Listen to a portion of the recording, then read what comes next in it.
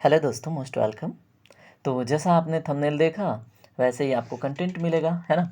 जैसे मैंने बात करी थी कि आपका आज 10 क्वेश्चन फिक्स हो जाएगा, तो इस 100 क्वेश्चन को अटेंड करते हैं तो आप किसी भी स्तर का एग्ज़ाम देते हैं तो उसमें 10 क्वेश्चन तो आपके फिक्स हो जाएंगे, ठीक है।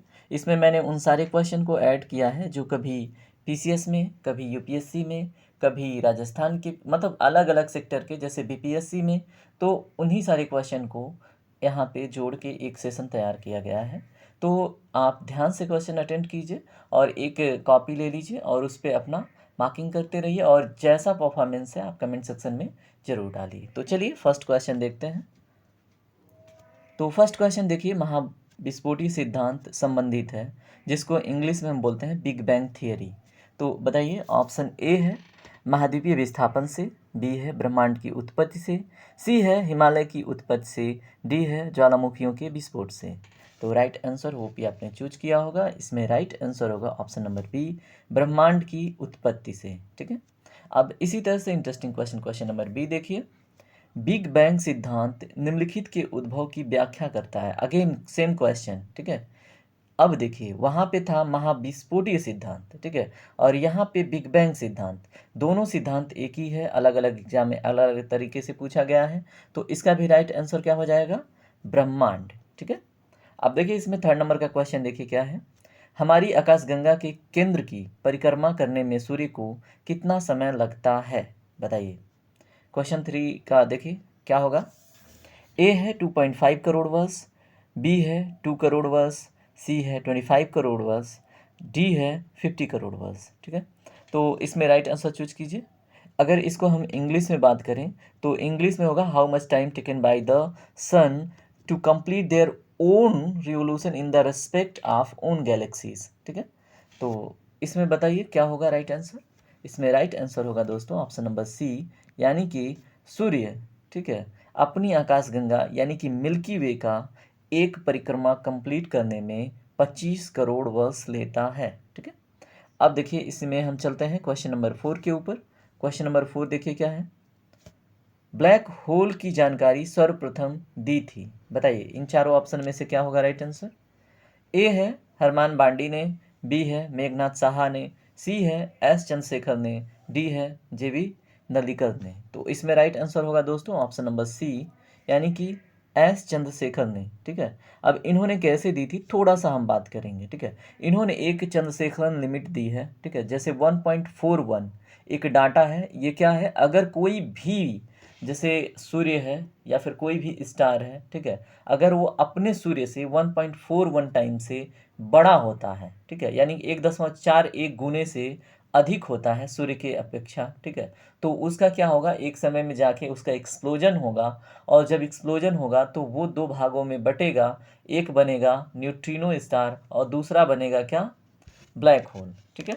तो ये चीज़ आपको पता होना चाहिए। चलिए अब हम देखेंगे इसी पेज पे ये जो क्वेश्चन साइड में है उनको भी हम देखते चलेंगे। तो क्वेश्चन नंबर 11 देखिए क्या है।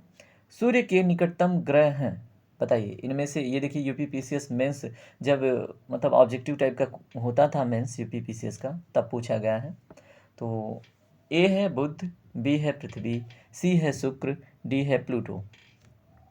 तो दोस्तों इसमें राइट आंसर हो जाएगा बुध, ठीक है। तो सूर्य के निकटतम ग्रह कौन है? बुध। उसके बाद कौन है? शुक्र। उसके बाद कौन है? पृथ्वी। उसके बाद मंगल। उसके बाद बृहस्पति। उसके बाद यूरेनस। उसके बाद, सॉरी, यूरेनस से पहले है सैटर्न। उसके बाद है यूरेनस। उसके बाद है नेपच्यून, ठीक है। तो ये है सीरीज, और इसे याद रखिएगा। क्वेश्चन नंबर 12 देखिए। इसी में अभी देखिए, अभी तक हमने उसमें 4 क्वेश्चन देखे हैं और फिर से इसी पेज पे इन्हें भी देखते चलेंगे, ठीक है। तो क्वेश्चन नंबर 12 देखिए एक बारी ध्यान से। निम्नलिखित युग्मों में से कौन सा सुमेलित नहीं है, ठीक है। तो आप एक बारी ध्यान से देखिए। ए है सौरमंडल का सबसे बड़ा ग्रह बृहस्पति, बी है सौरमंडल का सबसे छोटा ग्रह बुध, सी है सौरमंडल का सर्वाधिक चमकीला ग्रह शुक्र, डी है सौरमंडल का मंदतम गति वाला ग्रह, ठीक है। तो क्वेश्चन नंबर 12 को ध्यान से देखिए और उसके बाद अपना राइट आंसर चूज कीजिए। तो इसमें देखिए दोस्तों, अगर हम बात करें कि क्वेश्चन नंबर 12 का राइट आंसर क्या होगा? सुमेलित नहीं है, तो ऑप्शन नंबर डी इसका करेक्ट होगा, क्योंकि सौरमंडल का सबसे बड़ा ग्रह क्या है? बृहस्पति है, जिसको हम बोलते हैं जुपिटर। बी है सौरमंडल का सबसे छोटा ग्रह है बुध, जिसको हम इंग्लिश में बोलते हैं मरकरी। सी है सौरमंडल का सर्वाधिक चमकीला ग्रह है शुक्र, जिसको इंग्लिश में बोलते हैं हम वीनस। और शुक्र को हम क्या बोलते हैं? भोर का तारा भी बोलते हैं, और पृथ्वी की जुड़वा बहन भी बोलते हैं। ठीक है, तो चलिए आगे बढ़ते हैं, देखते हैं अगले क्वेश्चन को। अगला क्वेश्चन है क्वेश्चन नंबर 13। इसको देखिए एक बारी ध्यान से, क्या है। तो क्वेश्चन नंबर 13, एक बारी मैं जूम आउट करता हूँ ना डिस्प्ले, और क्वेश्चन दिखने चाहिए। ओके, क्वेश्चन नंबर 13 देखिए दोस्तों, सूर्य ग्रहण कब होता है? बताइए, सूर्य ग्रहण की घटना कब होती है? ए है सूर्य जब चंद्रमा और पृथ्वी के बीच आता है। बी है पृथ्वी जब सूर्य और चंद्रमा के बीच आता है। सी है चंद्रमा जब सूर्य एवं पृथ्वी के बीच आता है। डी है उपयुक्त में से कोई भी नहीं। तो देखिए इसमें राइट आंसर होगा, सूर्य ग्रहण तब लगता है, जैसे मान लीजिए ये है पृथ्वी, ठीक है, और ये है सूर्य, अगर चंद्रमा इसके बीच में आ जाता है, यानी कि मून की स्थिति यहाँ पे होती है, तो क्या होता है? सूर्य का ये ऊपर वाला प्रकाशमय हिस्सा दिखता है, और ये है हमारी क्या? पृथ्वी। तो यहाँ से जब हम देखते हैं तो केवल हल्का हल्का ये वाला हिस्सा दिखता है, प्रकाश यहाँ से पहुँचता है। इसलिए हम कहेंगे कि जब चंद्रमा सूर्य और पृथ्वी के बीच में आ जाती है, यानी कि ऑप्शन नंबर सी। ठीक है, तो इस क्वेश्चन के लिए राइट आंसर क्या होगा? चंद्रमा जब सूर्य एवं पृथ्वी के बीच आ जाती है। ठीक है दोस्तों, क्वेश्चन नंबर 14 देखिए एक बारी, सूर्य और पृथ्वी के बीच औसत दूरी कितनी है? ठीक है, तो ऑप्शन आप ध्यान से देखिए, ए है 17 इंटू 10⁵ किलोमीटर। बी है 100 इंटू 10⁵ किलोमीटर।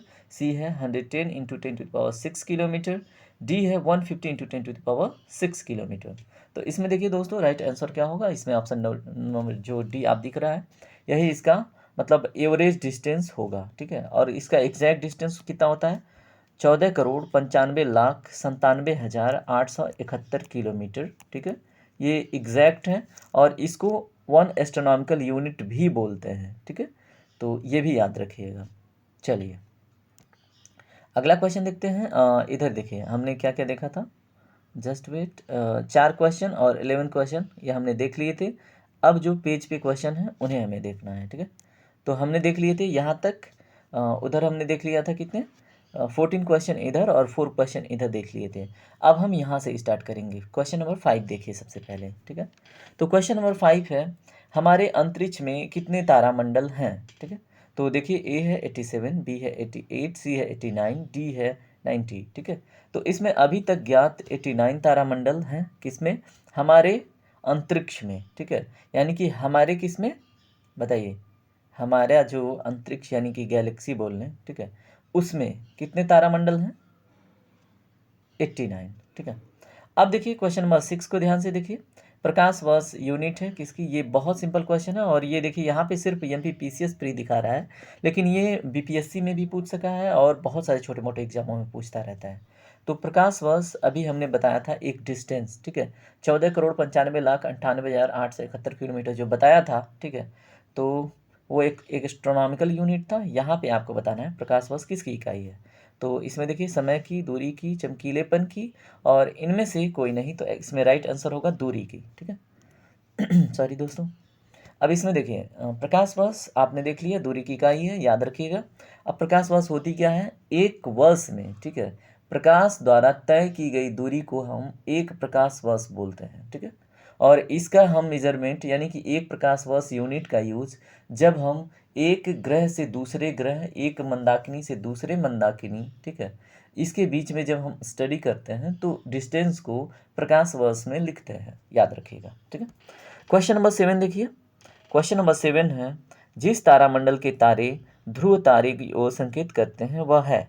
अब यहाँ तारामंडल को इंग्लिश में हम बोलते हैं क्या? कॉन्स्टलेशंस। यहाँ पे देखिए, ठीक है, तो बताइए वो कौन सा कॉन्स्टलेशन या तारामंडल है जो जिसके जो तारे होते हैं, स्टार्स होते हैं, ध्रुव की ओर यानी कि पोलर की ओर इंडिकेट करते हैं। बताइए, ए है सप्तऋषि, बी है मृग, सी है वृश्चिक, डी है वृष। ठीक है, तो दोस्तों क्वेश्चन नंबर 7 का राइट आंसर होगा ऑप्शन नंबर ए, यानी कि सप्तऋषि तारामंडल किधर को इंडिकेट करता है? ध्रुव की ओर। ठीक है, ध्रुव तारे की ओर। तो चलिए अगला क्वेश्चन देखते हैं, क्वेश्चन नंबर 8। क्वेश्चन नंबर 8 क्या है?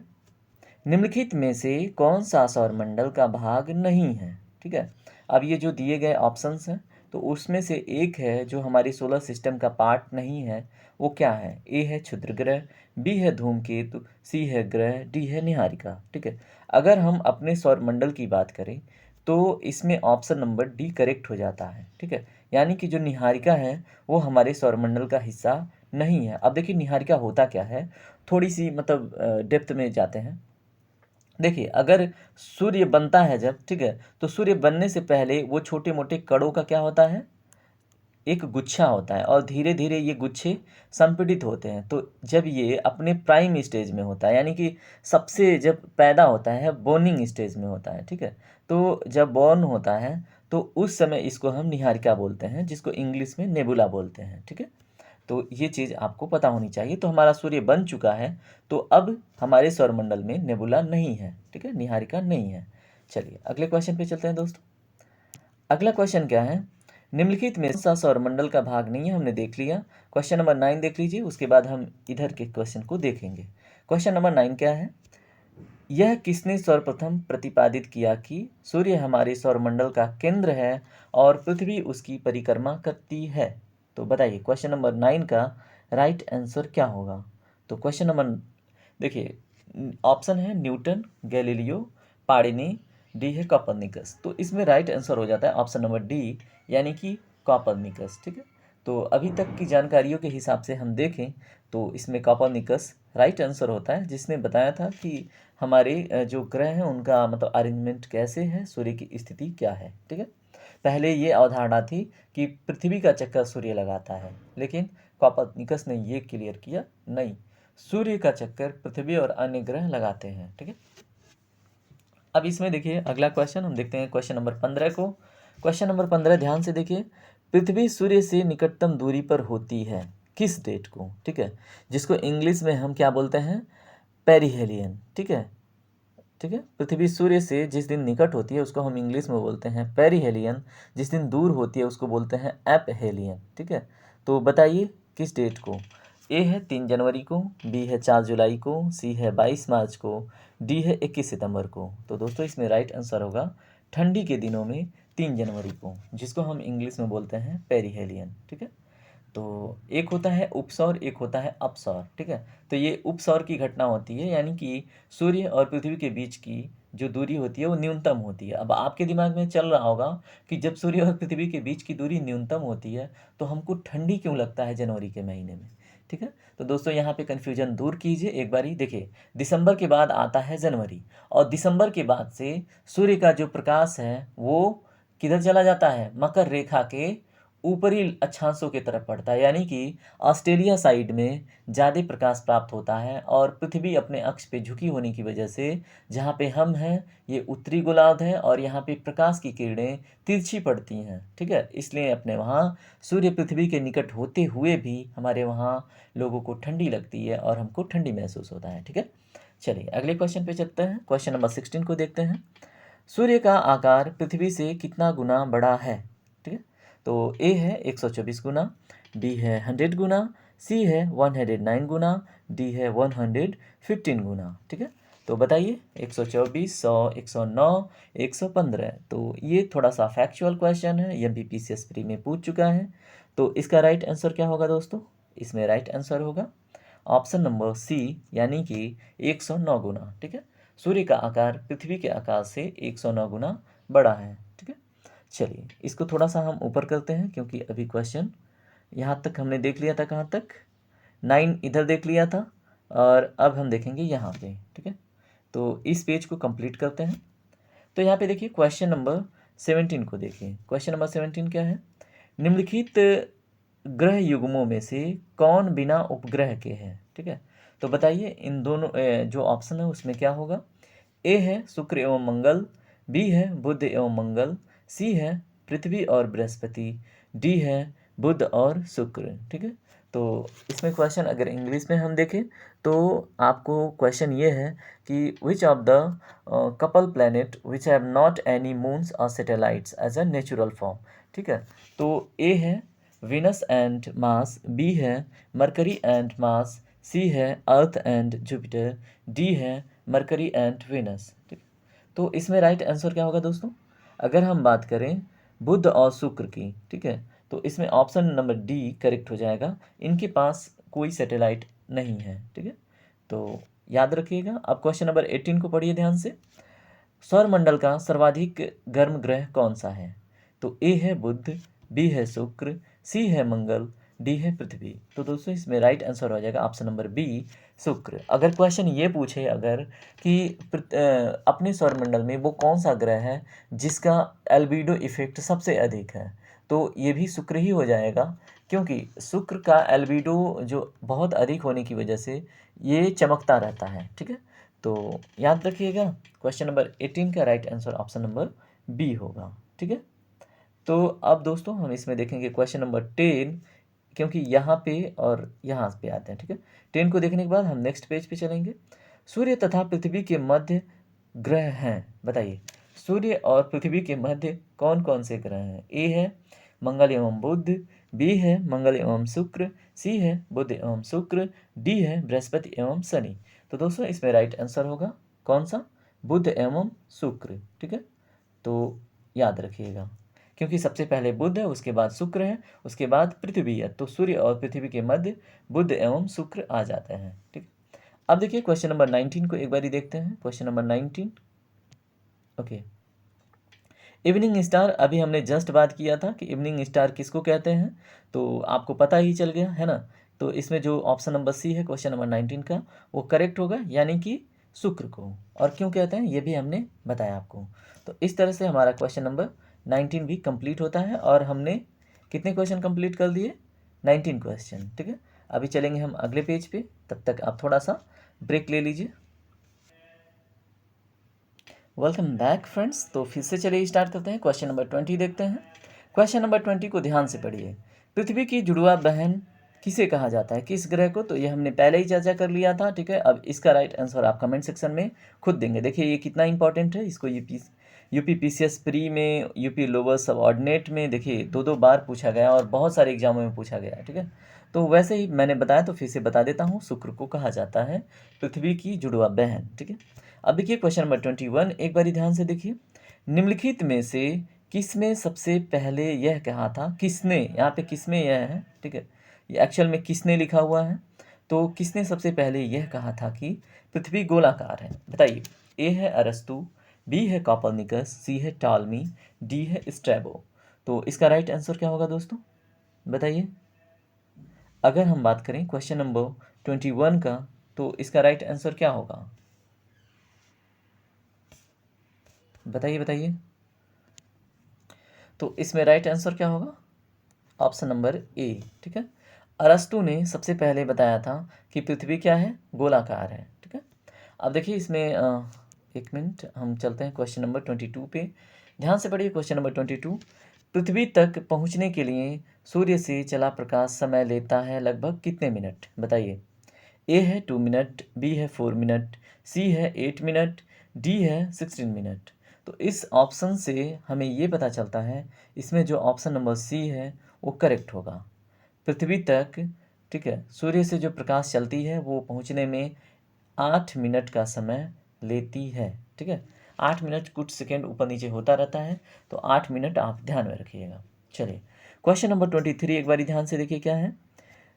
पृथ्वी को सूर्य की परिक्रमा करने में कितना समय लगता है, बताइए। ए है 365 दिन, बी है 365.25 दिन, सी है 365.50 दिन, डी है 365.75 दिन। ठीक है, तो बताइए इसमें राइट आंसर दोस्तों क्या होगा, ऑप्शन नंबर बी। क्यों, देखिए 365 दिन का एक साल होता है। ठीक है, और जो ये 0.25 4 टाइम्स जब ऐड होता है तो 4 साल के बाद एक क्या आता है, हमारा लीप ईयर आता है। ठीक है, जिसमें हमारा जो फरवरी का मंथ है 28 से 29 हो जाता है। ठीक है, तो आगे से याद रखिएगा। और अब हम बढ़ेंगे अगले क्वेश्चन की तरफ।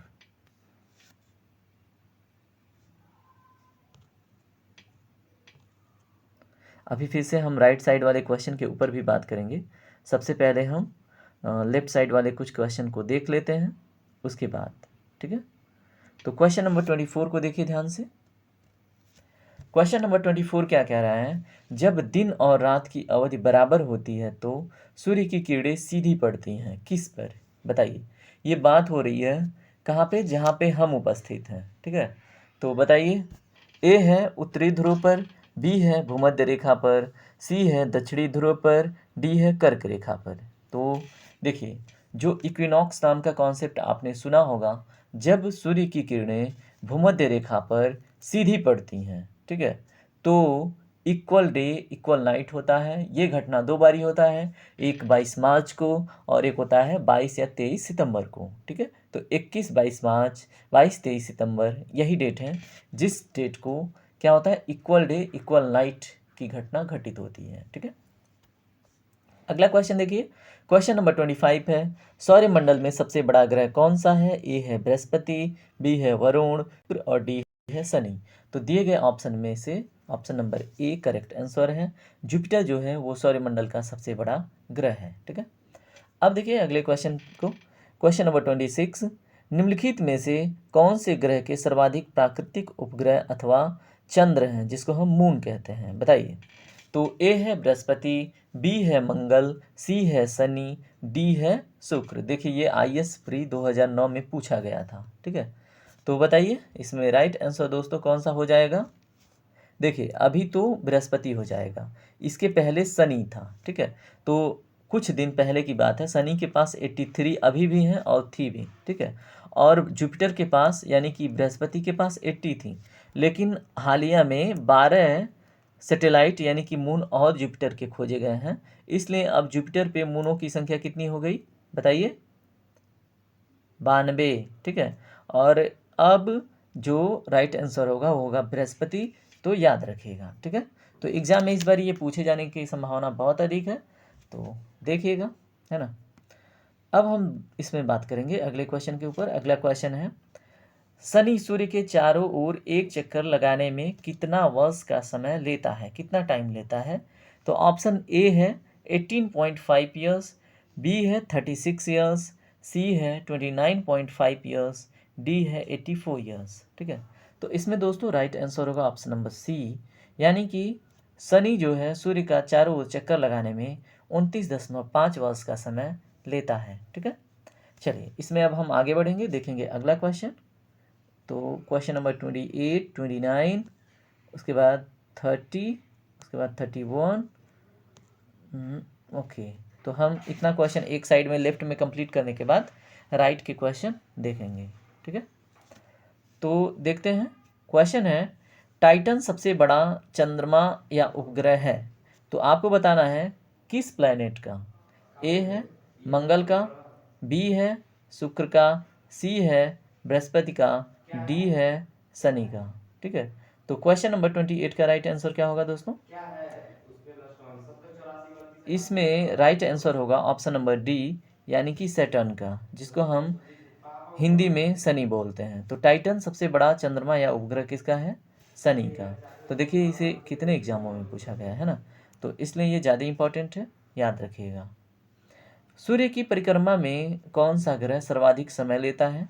तो ए है यूरेनस, बी है बृहस्पति, सी है वरुण, डी है प्लूटो। तो क्वेश्चन नंबर 29 का राइट आंसर क्या होगा दोस्तों? देखिए इसमें जो 29 नंबर क्वेश्चन का राइट आंसर होगा क्या होगा बताइए? क्वेश्चन नंबर 29 का राइट आंसर क्या होगा? ऑप्शन नंबर सी, ठीक है। क्या होगा राइट आंसर इसका? ऑप्शन नंबर सी, यानी कि वरुण, ठीक है। तो सूर्य की परिक्रमा में सबसे अधिक समय कौन लेता है? वरुण, जिसको हम बोलते हैं नेपच्यून, ठीक है। और एक चीज़ और इसमें अगर हम बात करें, अगर प्लूटो को एक ग्रह के रूप में काउंट किया जाए, जैसे क्वेश्चन है कौन सा ग्रह, ठीक है, तो प्लूटो हो जाएगा। लेकिन अभी जो प्लूटो है ये आउट ऑफ प्लैनेट के लिस्ट से बाहर है, इसको ड्वार्फ प्लैनेट की लिस्ट में रखा गया है, इसलिए इस क्वेश्चन में प्लूटो राइट आंसर इसलिए नहीं होगा क्योंकि अब वो बौना ग्रह है, ठीक है। लेकिन 2006 से पहले प्लूटो को भी ग्रह की लिस्ट में रखा गया था, ठीक है। और ये क्वेश्चन 2004 में पूछे गए हैं, तो इसलिए उस समय की दृष्टिकोण से प्लूटो सही था, लेकिन आज की दृष्टिकोण से वरुण सही है क्योंकि प्लूटो अब एक ड्वार्फ प्लैनेट है, ठीक है। बौना क्या है, ग्रह है। क्वेश्चन नंबर 30 देखिए, सी ऑफ ट्रैंक्विलिटी कहाँ पर है? ए है पृथ्वी पर, बी है सूर्य पर, सी है जुपिटर, डी है चंद्रमा। देखिए ये एमपीपीसीएस प्री 1995 में पूछ रखा है, तो बताइए इसका राइट आंसर क्या होगा। इसका राइट आंसर है ऑप्शन नंबर डी, यानी कि सी ऑफ ट्रैंक्विलिटी कहाँ पे है, चंद्रमा पर, ठीक है। एक मिनट सॉरी। और देखिए सेशन अगर पसंद आए तो फीडबैक ज़रूर दीजिएगा, और बिना फीडबैक दिए और फिर बिना अपना रिस्पॉन्ड किए मत जाइएगा, ठीक है। देखिए अगला क्वेश्चन क्या है, चंद्रमा के धरातल पर दो व्यक्ति एक दूसरे की बात नहीं सुन सकते हैं क्योंकि, अब रीजन में बताइए क्यों। ए है चंद्रमा पर उनके कान काम करना बंद कर देते हैं, बी है चंद्रमा पर वायुमंडल नहीं है, ठीक है। और इसमें आते हैं सॉरी सॉरी उसके बाद यहाँ पे और भी ऑप्शंस हैं, यहाँ पे देखिए ऑप्शन, ठीक है। चंद्रमा पर वे विशेष प्रकार के अंतरिक्ष सूट पहने रहते हैं, और डी है चंद्रमा पर ध्वनि बहुत ही मंद गति से चलता है, ठीक है। तो उसमें जो ऑप्शन था एटमॉस्फेयर की बात, ठीक है, तो चंद्रमा पे वातावरण जैसे पृथ्वी पे है वैसा नहीं है, इसलिए जैसे ध्वनि को चलने के लिए माध्यम की आवश्यकता होती है, तो अगर एटमॉस्फेयर नहीं है तो हमारी ध्वनि तरंग किन कणों के माध्यम से जाएंगे बताइए, तो उसमें एटमॉस्फेयर का नहीं होना ज़्यादा सही जवाब है, ठीक है। तो याद रखिएगा। क्वेश्चन नंबर 32 देखिए, चंद्र ग्रहण कब होता है? जैसे हमने देखा था क्या, सूर्य ग्रहण। अब मान लीजिए ये सन है, ठीक है, और ये अर्थ है। अब चंद्रमा की स्थिति कहाँ होगी कि चंद्र ग्रहण लगे, ठीक है, तो बताइए। ए है चंद्रमा जब पृथ्वी और सूर्य के बीच आ जाती है, तो ये तो गलत है क्योंकि ये तब होता है, ये इस घटना में क्या होता है, सूर्य ग्रहण लगता है, ठीक है। बी है जब पृथ्वी सूर्य और चंद्रमा के बीच में आ जाती है। सी है जब सूर्य पृथ्वी और चंद्रमा के बीच आ जाता है, जो असंभव है, पॉसिबल ही नहीं है। डी है इनमें से कोई नहीं, ठीक है। तो इसमें जो राइट आंसर है ऑप्शन नंबर बी होगा। क्यों? क्योंकि जब पृथ्वी सूर्य और चंद्रमा के बीच आ जाती है, यानी कि चंद्रमा की स्थिति यहाँ पे होती है, ठीक है, तो जो सूर्य का प्रकाश पड़ता है तो पृथ्वी से हो के जाता है, तो चंद्रमा पे बहुत आपको यहाँ ऊपर ऐसे हल्का सा मतलब एक ऑरा देखने को मिलेगा, आभा देखने को मिलेगा। तो चंद्रमा हमें बिल्कुल मतलब डार्क दिखता है, और प्रकाश बहुत मतलब कम दिखाई देता है, क्योंकि यहाँ से जो रिफ्लेक्ट होके जाता है वही दिखता है, ठीक है। तो इस स्थिति को हम बोलते हैं लूनर इक्लिप्स या फिर चंद्र ग्रहण, ठीक है। अब देखिए ब्लू मून परिघटना होती है, कब होती है, ठीक है। अब इस क्वेश्चन को भी देखते हैं, काफ़ी इंटरेस्टिंग क्वेश्चन है। थोड़ा सा हम इसको ऊपर ले जाते हैं।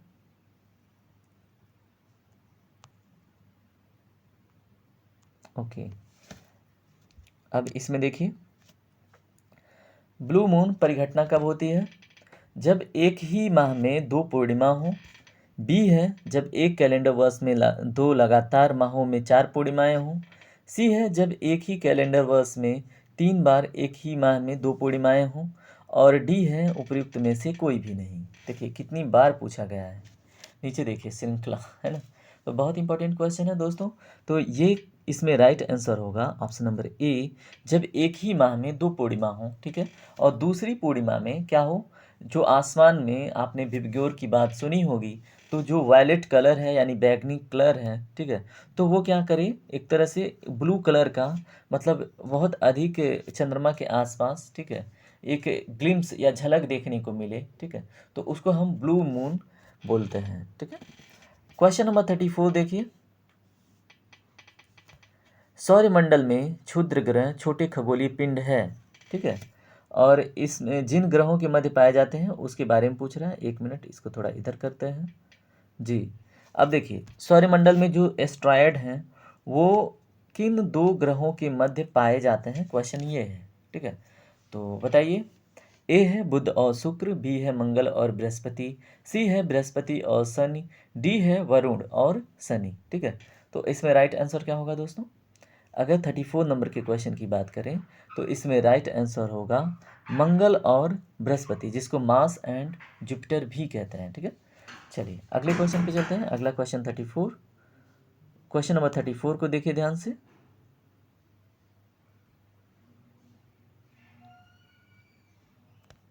ओके, क्वेश्चन नंबर 34 है मीटियोर क्या है, यानी कि उल्काएं जो गिरती हैं वो क्या हैं। तो ए है तीव्र गति से चलता तारा, बी है बाह्य अंतरिक्ष से पृथ्वी के वायुमंडल में प्रविष्ट हुए द्रव्य अंश, और सी है तारामंडल का भाग, डी है पुच्छहीन धूमकेतु। तो देखिए IAS प्री 1900 समथिंग में पूछ चुका है, देखिए 1995 में पूछ चुका है। तो इसका राइट आंसर क्या होगा बताइए, उल्कापिंड क्या है, मीटियोर क्या है। तो क्वेश्चन नंबर 35 का राइट आंसर हो जाएगा ऑप्शन नंबर बी, बाह्य अंतरिक्ष से पृथ्वी के वायुमंडल में पृष्ठ हुए द्रव्य कण या द्रव्य अंश होते हैं, ठीक है। और जब ये हमारे मध्य मंडल में मीजोस्फीयर में एंट्री करते हैं तो फ्रिक्शन की वजह से इनमें आग लग जाती है, और जिसको हम बोलते हैं कि लुक गिर रहा है, ठीक है। चलिए अब अगले क्वेश्चन पे चलते हैं। अगला question, question number 36। Question number 36 को देखिए एक बार ध्यान से। देखिए लेफ्ट साइड के क्वेश्चन हमने कर लिए हैं, अब हम राइट साइड के क्वेश्चन कर रहे हैं, ठीक है।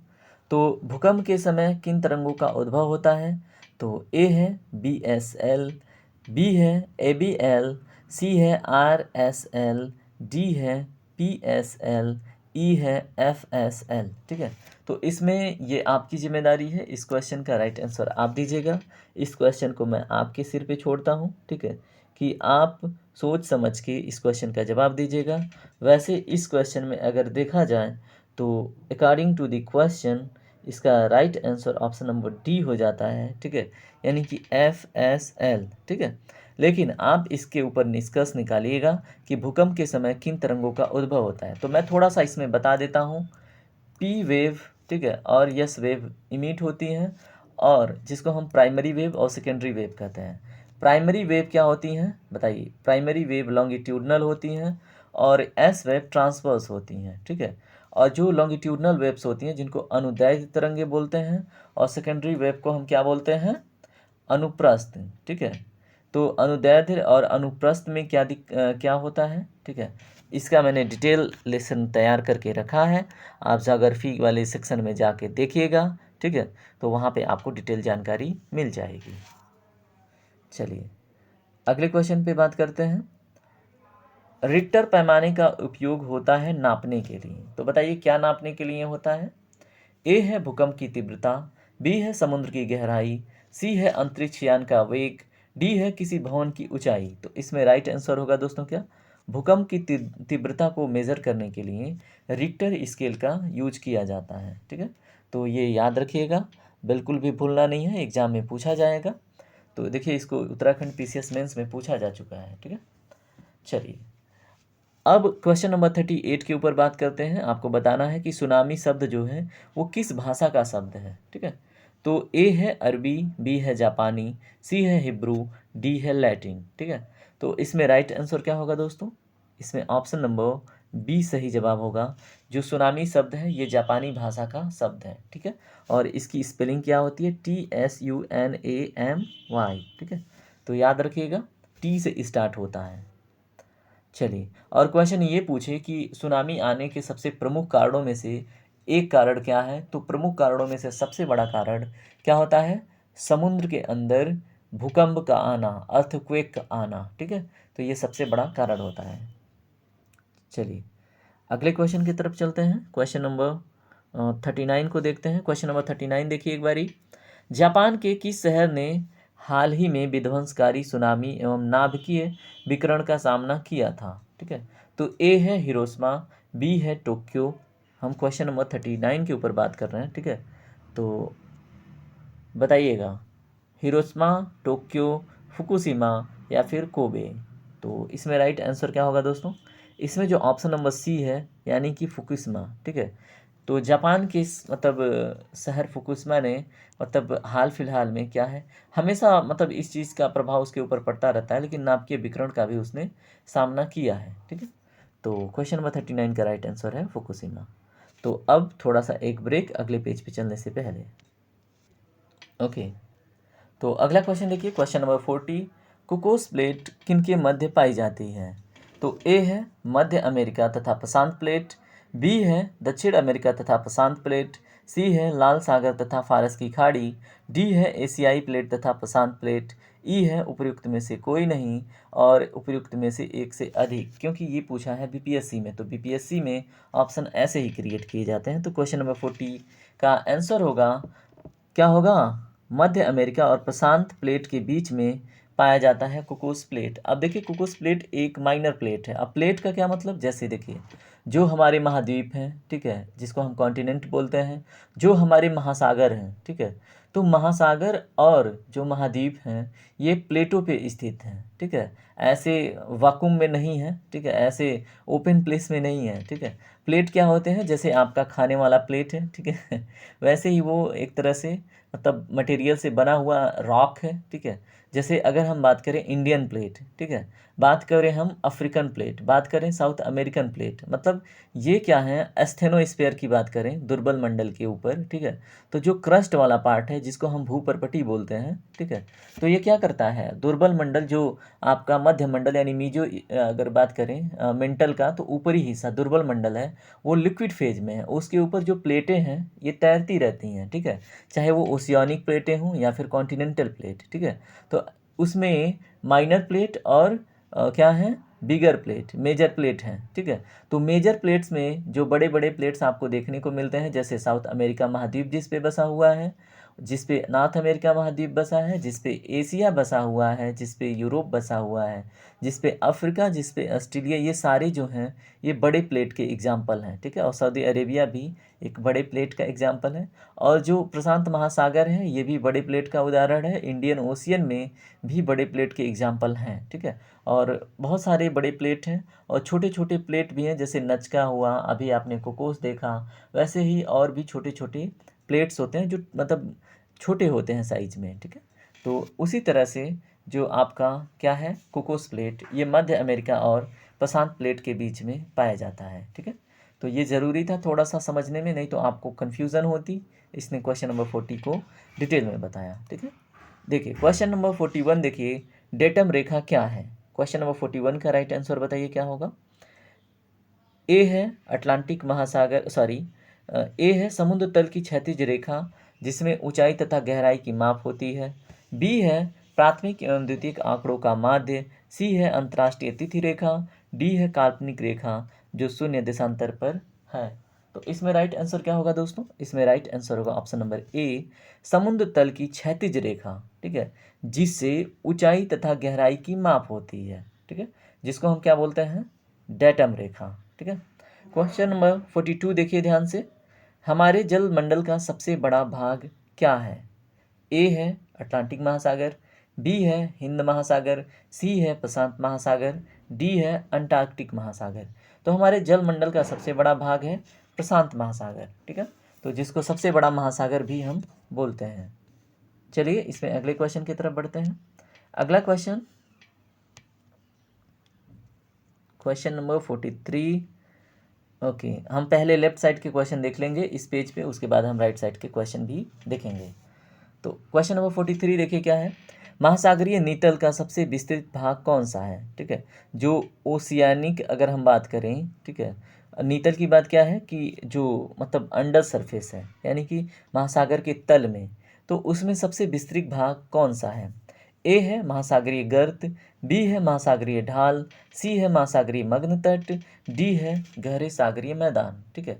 तो इसमें राइट आंसर क्या होगा दोस्तों, इसमें गहरे सागरीय मैदान जो है वो राइट आंसर होगा, ठीक है। तो महासागरीय नीतल का सबसे विस्तृत भाग, जैसे मान लीजिए ये आपका लैंड है, ठीक है, आप ये महासागर में उतर गए, ठीक है, ये महासागर में उतर गए, ये कुछ माउंटेनियस है, ठीक है, ये है आपका कॉन्टिनेंट, ठीक है, और ये जो हिस्सा है यहाँ से ये क्या है, ओशियन, ठीक है। तो इसको थोड़ा समझिएगा, समझने का टॉपिक है, जिसको हम महासागर भी बोलते हैं। तो इसमें देखिए महासागर गर्त, जहाँ जैसे मान लीजिए जहाँ पे प्लेटें मर्ज होती हैं, ठीक है, जैसे ये है, मान लीजिए ये यहाँ पे उच्चावच टाइप का हो गया, ठीक है, जहाँ पे प्लेटें मर्ज होती हैं यानी कि गहराई वाला हिस्सा, ठीक है, तो वहाँ पे क्या होता है कि गर्त बन जाता है यानी कि गड्ढा बन जाता है, ठीक है, तो उसको हम क्या बोलते हैं, महासागरीय गर्त बोलते हैं।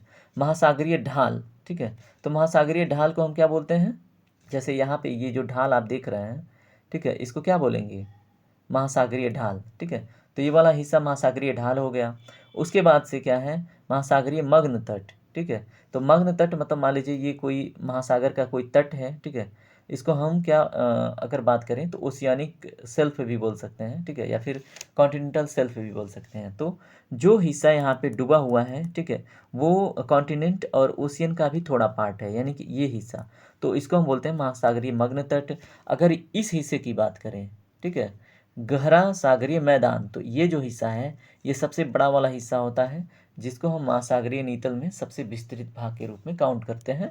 इसको बोलते हैं गहरे सागरीय मैदान, ठीक है। तो ये समझने का टॉपिक था, तो इसलिए इसको बता दिया। चलिए अब हम बात करते हैं अगले क्वेश्चन पे। सागरीय लवणता का मुख्य स्रोत क्या है? ए है नदियाँ, बी है भूमि, सी है पवन, डी है ज्वालामुखी से निस्सृत राख, ठीक है। तो इसमें देखिए जो राइट आंसर होगा, नदियाँ तो नहीं होगा, क्योंकि आपको पता है अगर कॉन्टिनेंट से बह के नदियाँ गिरती हैं किसी सागर में, ठीक है, या फिर कोई भी झील जब नदियों से जुड़ता है तो उसमें मीठा पानी पाया जाता है, ठीक है। और अगर कोई भी झील ओशियन से जुड़ता है तो उसमें खारा पानी पाया जाता है। तो नदियों का मतलब उतना मतलब सही जवाब नहीं होगा। तो इसमें देखिए पवन, हवा भी कहीं ना कहीं मिट्टी को क्या करती है, उड़ा के लेके जाती है, ओशियन में डालती है, ठीक है। तो ये एक रीजन हो सकता है। भूमि भी एक रीजन है। अगर देखिए जिस प्रकार के रॉक के संपर्क में ओशियन आएगा, जिस प्रकार का ओशियानिक प्लेट होगा, ठीक है, तो अगर एसिडिक है तो वो क्या होगा, एसिडिक होगा। बेसिक है तो बेसिक होगा। अगर उसमें साल्ट की अधिकता है तो वो साल्टी होगा। तो ये भी एक जिम्मेदार कारक है, और ज्वालामुखी से निस्सृत राख भी, ठीक है। तो इन तीनों का योगदान होता है, लेकिन अगर हम प्रमुखतः देखें, ठीक है, तो इसमें अगर मुख्य रूप से देखें तो भूमि का योगदान सर्वाधिक होता है। उसके बाद ज्वालामुखी का होता है, क्योंकि ज्वालामुखी उद्गार से लावा में, ठीक है, एसिडिक नेचर, बेसिक नेचर, ठीक है, और फिर साल्टिंग नेचर तो नहीं कहेंगे, ठीक है। तो थोड़ा बहुत होता है, ऐसा नहीं है कि नहीं होता। तो इसमें right answer option number B ज़्यादा हो जाएगा, ठीक है। उच्चतम लवणता पाई जाती है कहाँ पे बताइए? मृत सागर में, लाल सागर में। हम बात करें क्वेश्चन नंबर 45 का। लाल सागर में, महान साल्ट लेक में जो संयुक्त राज्य अमेरिका में है, या फिर वान लेक जो तुर्की में है। तो दोस्तों इसमें राइट आंसर क्या होगा बताइए? इसका राइट आंसर क्या होगा?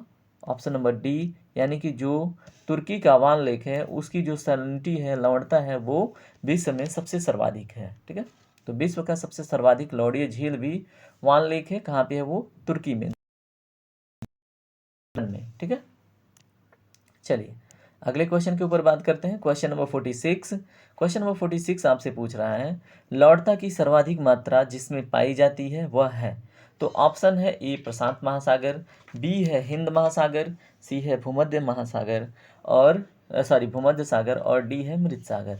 तो इसमें जो ऑप्शन नंबर डी है ये राइट आंसर होगा। अभी हमने बात किया था कि इसका दूसरा स्थान आता है। तो ये एक जॉर्डन में एक क्या है, झील है, जिसको हम मृत सागर भी बोलते हैं। तो याद रखिएगा, ठीक है। उसके बाद हम चलते हैं अगले क्वेश्चन पे। Question number 47। Okay, question number 47, 48 के ऊपर बात करेंगे। देखिए क्वेश्चन क्या है, जस्ट वेट जी। क्वेश्चन देखिए क्या है, समुद्र में घनत्व बढ़ता है तो ऐसे में क्या होता है, ठीक है। अगर ओशियन में वाटर की डेंसिटी बढ़ रही है तो ऐसे में क्या होता है? ए है लवणता तथा गहराई कम होता है, बी है लवणता बढ़ती है किंतु गहराई कम होता है, सी है लवणता और गहराई दोनों बढ़ती हैं, डी है लवणता घटती है और गहराई बढ़ती है, ठीक है। तो इस क्वेश्चन में थोड़ा सा कन्फ्यूजन हो सकता है। तो इसमें देखिए अगर हम बात करें समुद्र में घनत्व बढ़ता है तो ऐसे में क्या होता क्या है, ठीक है। तो ऐसे में होता क्या है कि जो लवणता बढ़ती है तो क्या होता है, उसके साथ साथ गहराई भी बढ़ती है। अब पूछिए कैसे? देखिए जिस पानी की अगर लवणता बढ़ती है तो उसकी डेंसिटी आपको पता है वो बढ़ती है, ठीक है। अगर ये कोई सरफेस है और यहाँ पे अधिक डेंसिटी की वस्तु रखी जाए तो इसमें ये डिप्रेशन क्रिएट करेगा, करेगा ना। अगर इसमें डिप्रेशन क्रिएट करेगा तो धीरे धीरे इसकी गहराई बढ़ेगी, ठीक है। तो सामान्यतः क्या होगी, लवणता बढ़ती है तो गहराई भी बढ़ता है, और घनत्व बढ़ता है मतलब उसकी लवणता बढ़ रही है, ठीक है। तो ये रिलेशन आप याद रखिएगा और इससे क्वेश्चन आपका गलत नहीं होगा। लेकिन एक चीज़ और याद रखिएगा, अब क्या, जैसे मान लीजिए यहाँ पे क्वेश्चन को अगर घुमा दिया जाए, क्वेश्चन को ऐसे पूछा जाए कि अगर किसी समुद्र का घनत्व अधिक है, ठीक है, घनत्व अधिक है तो इसका मतलब क्या है, ठीक है। तो अगर समुद्र के किसी हिस्से का घनत्व तो अधिक है तो वहाँ पे क्या है, लवणीय जल सर्वाधिक है, ठीक है, ये तो सही है। लेकिन जैसे मान लीजिए ये कोई छिछला हिस्सा है, ठीक है, और ये कोई गहरा हिस्सा है, समझिएगा, ये समझने की टॉपिक है। अगर यहाँ पे अगर कोई मिट्टी के संपर्क में, ठीक है, ये सागर है और ये किसी मिट्टी के संपर्क में, ठीक है, ये किसी पार्ट के संपर्क में, ये भी उसी का हिस्सा है लेकिन इसकी हाइट अधिक है, ठीक है। तो अब इसमें देखिएगा थोड़ा सा, यहाँ पे जो है अगर देखेंगे आप, लवणता तो अधिक है, ठीक है, ये जो हिस्सा है यहाँ पे आपको सैलिनिटी अधिक मिलेगी। और यहाँ पे अगर आप देखेंगे, ठीक है, तो यहाँ पे आपको क्या देखने को मिलेगा, अगर पानी बहुत अधिक हो गया यहाँ पे गहराई तक, तो उस पानी, जैसे टोटल जो यहाँ पे वाटर है, ठीक है, उसके रिस्पेक्ट में आप देखेंगे तो लवणता क्या हो जाएगी, लवणता यहाँ पे बढ़ेगी। लेकिन यहाँ पे अगर देखेंगे, यहाँ पे जो डेप्थ है, ठीक है, उसके साथ साथ लवणता घटती हुई दिखाई देगी, ठीक है। तो यहाँ पे इस कॉन्टेक्स्ट में ऑप्शन नंबर ए सही हो जाएगा। यानी कि क्वेश्चन थोड़ा सा अगर घुमा दिया, ठीक है, जैसे समुद्र में घनत्व बढ़ता है तो क्या होता है, तो इसके लिए ऑप्शन नंबर सी सही होगा।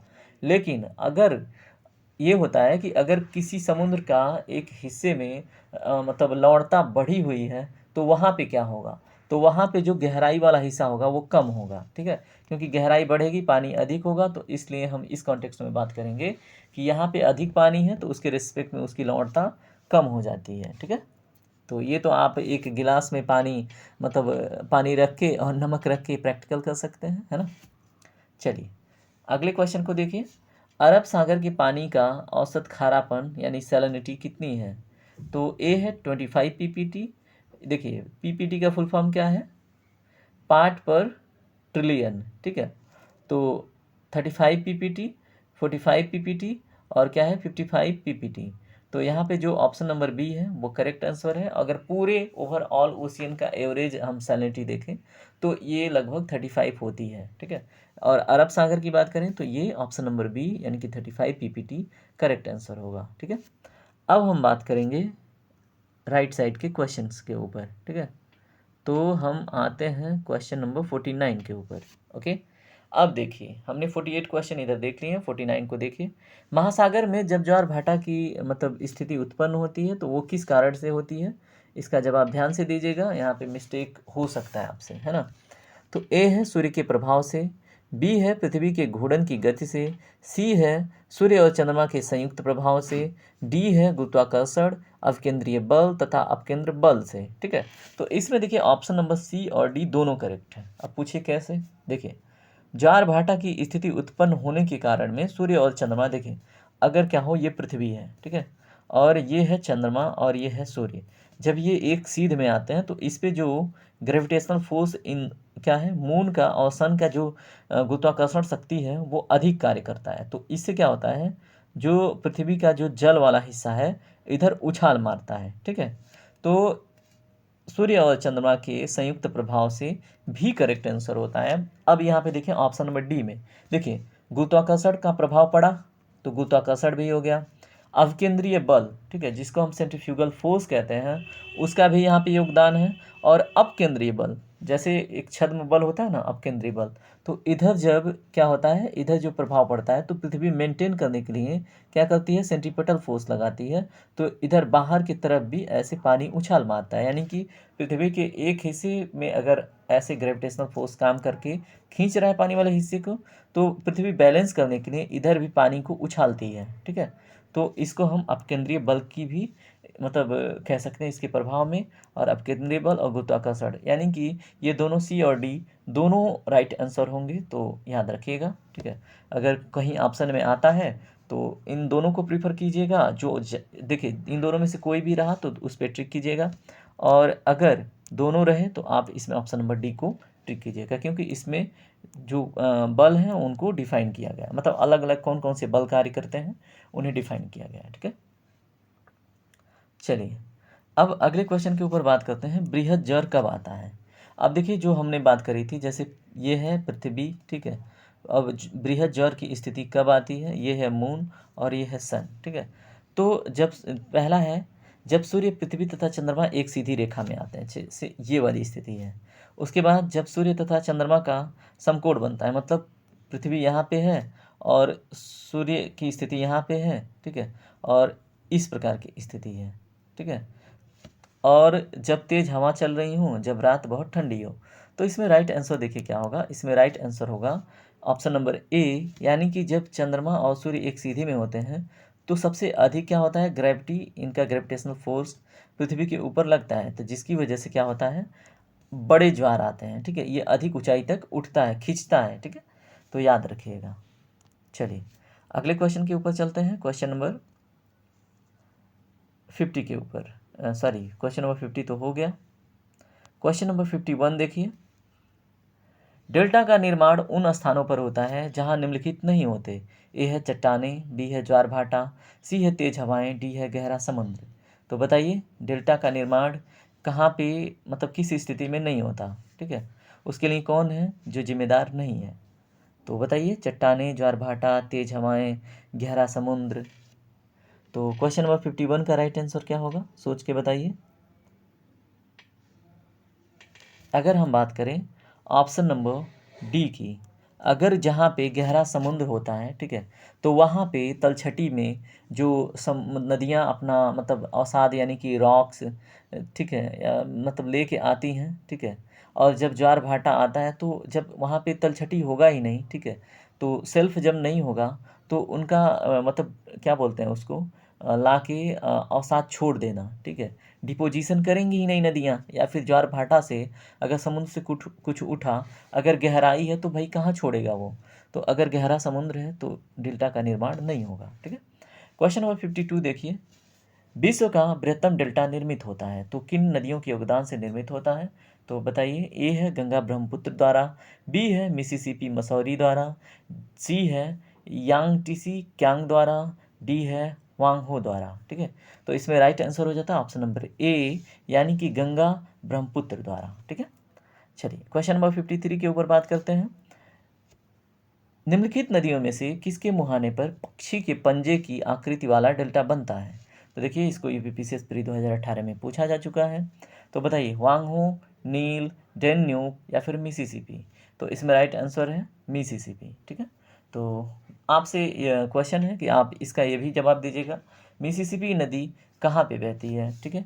और मैं आपको बता देता हूँ ये वेस्टर्न, ठीक है, वेस्टर्न रिवर है, ठीक है, अगर अपने कंट्री के रिस्पेक्ट में बात करें तो, ठीक है।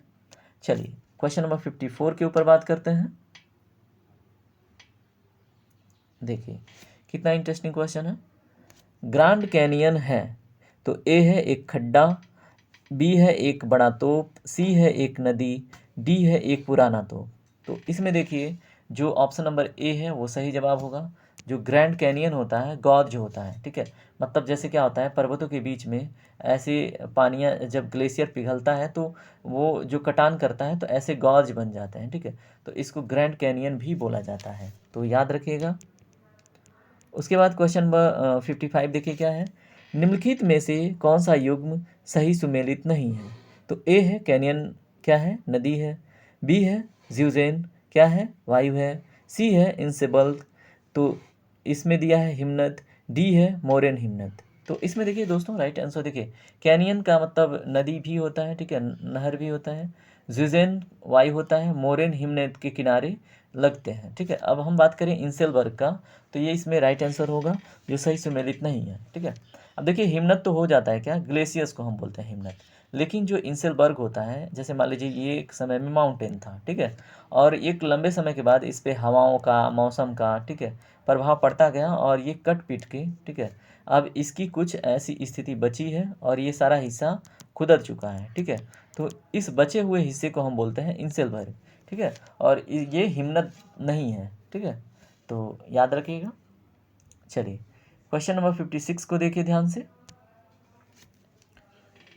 वायुमंडल कई प्रकार की गैसों का मिश्रण से बना है, पृथ्वी के नज़दीक वायुमंडल में मुख्यतः पाई जाती है। तो बताइए, ए है नाइट्रोजन एवं ऑक्सीजन, बी है नाइट्रोजन एवं कार्बन डाइऑक्साइड, सी है ऑक्सीजन एवं कार्बन डाइऑक्साइड, डी है एथेन एवं ऑक्सीजन। तो आपको भी पता है कि जो वायुमंडल है किस प्रकार की गैसों के मिश्रण से बनी है, तो नाइट्रोजन और ऑक्सीजन इसमें राइट आंसर हो जाएंगे। ठीक है, नाइट्रोजन एवं कार्बन डाइऑक्साइड का भी योगदान है। ठीक है, लेकिन अगर हम पृथ्वी के नज़दीकी वायुमंडल में मुख्यतः देखें तो नाइट्रोजन अबाउट 76% है, oxygen about 21 point something percent है। ठीक है, तो 76 और 21 बहुत अधिक हो जाते हैं, तो हम ऑप्शन नंबर ए को करेक्ट कहेंगे। ठीक है, चलिए क्वेश्चन नंबर 57 देखिए, वायुमंडल में सबसे अधिक किस गैस का प्रतिशतता है?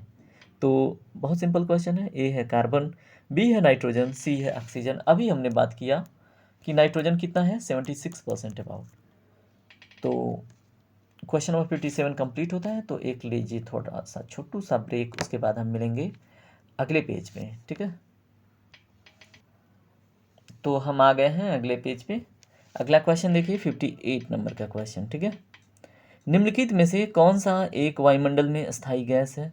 तो ए है कार्बन डाइऑक्साइड, बी है ओजोन, सी है नाइट्रोजन, डी है नियॉन। ठीक है, तो इसमें देखिए राइट आंसर जो है वो होगा आपका नियॉन। ठीक है, लेकिन कहीं कहीं आपको नाइट्रोजन भी देखने को मिलता है, क्योंकि नाइट्रोजन को भी हम देखें तो ये भी एक प्रकार से स्टेबल गैस माना जाता है। ये भी बहुत कम मतलब रासायनिक अभिक्रिया में भाग लेता है। लेकिन जो नियान है एक नोबेल गैस है, और नोबेल गैस की प्रॉपर्टी होती है ये अक्रिय गैस तत्व होते हैं। ठीक है, और ये जल्दी क्रिया नहीं करते। ठीक है, तो अगर इसमें बेस्ट ऑप्शन देखें तो नियॉन होगा, लेकिन समटाइम्स नाइट्रोजन भी सही होगा, क्योंकि नाइट्रोजन भी बहुत स्टेबल मतलब एक तरह से देखें एलिमेंट है या फिर कंपाउंड देखें तो याद रखिएगा। ठीक है, तो दोनों कहीं पे भी ऐसे आए तो आप सबसे पहले नियॉन प्रीफर कीजिएगा, और नाइट्रोजन देखिएगा अगर नियॉन नहीं है, कोई अक्री गैस तत्व तो नहीं है, तो नाइट्रोजन टिक कीजिएगा। ठीक है, 59 नंबर का क्वेश्चन ध्यान से देखिए, वायुमंडल की लंबवत संरचना में सबसे निचली सतह कौन सी है? तो बताइए, अगर हम वायुमंडल की संरचना की बात करें, ठीक है, अगर ये है हमारी पृथ्वी, ठीक है, और ये है आकाश, तो जब हम ऊपर बढ़ते हैं तो सबसे पहले कौन सा तली पड़ता है? ए है स्ट्रेटोस्फेयर, बी है मेसोस्फेयर, सी है ट्रोपोस्फेयर, डी है थर्मोस्फेयर। तो इसमें राइट आंसर हो जाएगा दोस्तों ट्रोपोस्फेयर। देखिए, ये जो हमारा वायुमंडलीय हिस्सा है जिसमें सबसे अधिक मौसमी घटनाएं घटित होती हैं, इसको बोलते हैं हम ट्रोपोस्फेयर। इसके ऊपर आता है पतला सा लेयर जिसको हम बोलते हैं ट्रोपोपॉज। ठीक है, उसको क्या बोलते हैं? ट्रोपोपॉज। इसके जस्ट ऊपर हमारा क्या आता है? यहाँ पे देखिए स्ट्रेटोस्फेयर। ठीक है, और इसके ऊपर जब हम जाते हैं स्ट्रेटोस्फेयर के ऊपर तो आता है मीजोस्फेयर, और जब हम इसके ऊपर जाते हैं तो आता है आपका थर्मोस्फेयर। ठीक है, तो इस तरह से आप इनको याद रखिएगा। ठीक है, चलिए दोस्तों अगले क्वेश्चन के ऊपर बात करते हैं। अगला क्वेश्चन है, वायुमंडल की 4 परतें हैं, अब इनको उनके ऊंचाई के अनुसार उनका अवरोही क्रम लगाना है। ठीक है, अवरोही क्रम मतलब सबसे पहले जो सबसे आउटर लेयर है उसको, और उसके बाद जो आपका है उसके बाद, और उसके बाद सबसे नीचे ट्रोपोस्फेयर होना चाहिए। तो अवरोही क्रम में लगाइए। तो देखिए अभी हमने बात किया था सबसे ऊपर होता है थर्मोस्फेयर, जिसको हम आयन मंडल भी बोलते हैं। ठीक है, आयंस क्या होते हैं?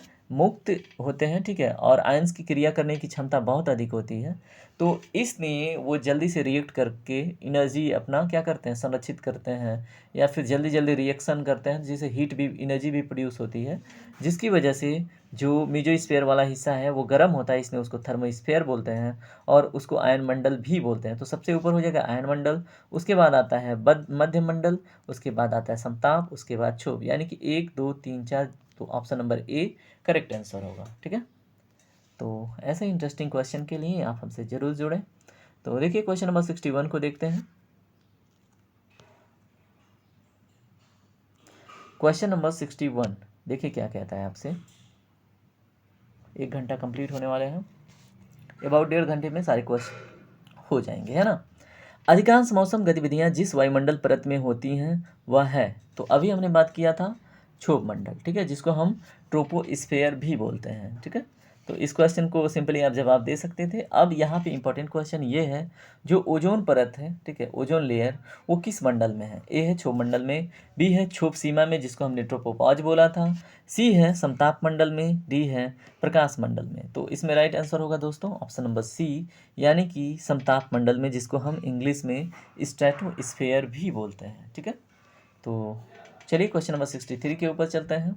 बेताल संचार पृथ्वी की सतह में निम्नांकित द्वारा परावर्तित किए जाते हैं। ठीक है, तो जैसे हमने बात किया था ना कि सबसे जो मतलब बहिर्मंडल से पहले जो आयन मंडल है, जहाँ पे क्या होते हैं, आयंस के रूप में क्या होते हैं, तत्व या फिर जो भी हैं आपके, ठीक है, मतलब तत्व ही बोल लीजिए, ठीक है, जो परमाणु वगैरह होते हैं तो वो आयंस के रूप में अधिक होते हैं, जिसकी वजह से क्या होता है, उसको हम आयन मंडल बोलते हैं। और बेताल संचार भी वहीं की वजह से क्या होता है, रेडिएशन रिफ्लेक्ट करने का भी काम करते हैं वो, तो ये हो जाता है आयन मंडल का बात। ठीक है, तो इसमें ऑप्शन नंबर सी करेक्ट हो जाता है। तो ठीक है, क्वेश्चन नंबर 64 देखिए, संसार उपग्रह वायुमंडल के किस स्तर में अवस्थित किए जाते हैं। संचार एक्चुअल में ये है, और यहाँ पे संसार लिख दिया गया है, संचार है ये। ठीक है, तो संचार उपग्रह वायुमंडल के किस स्तर में अवस्थित है। ए है बहिर्मंडल में, बी है समताप मंडल में, सी है आयन मंडल में, डी है क्षोभ मंडल में। ठीक है, तो क्वेश्चन नंबर 64 का राइट आंसर क्या होगा दोस्तों। इसमें अगर हम राइट आंसर की बात करें तो संचार उपग्रह क्षोभ मंडल में छोड़े जाते हैं। ठीक है, और ठीक है, चलिए अगले क्वेश्चन पे बात करते हैं।